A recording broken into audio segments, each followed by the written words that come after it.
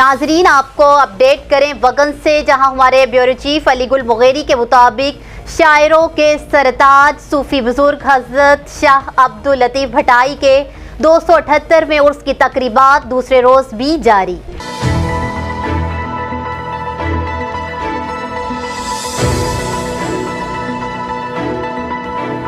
जबकि वजीर आला सिंध के मशीर फयाज अली भट्ट, सेक्रेटरी औकाफ बख्श अली महर, डिप्टी कमिश्नर मुटियारी सैयद मुर्तजा अली शाह ने दरगाह पर चादर चढ़ाकर हाजिरी दी।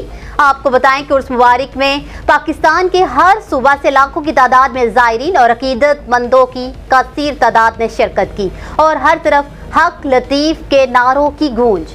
वाज़ेह रहे कि कोरोना वबा के फैलाव को रोकने के लिए उर्स की सरकारी तकरीबात मुलतवी कर दी गई।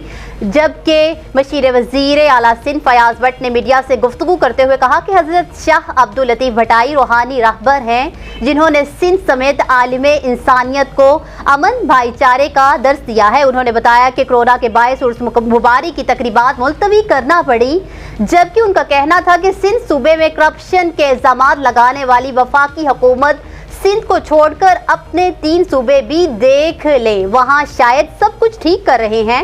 उनका कहना था कि पीटीआई टांगा पार्टी है, उनकी 3 साला कारकर्दगी आवाम के सामने है। उन्होंने मुल्क को तब्दील करने की बजाय तबाही दी है, जबकि सिक्योरिटी के इंतहाई सख्त इंतजाम किए गए हैं।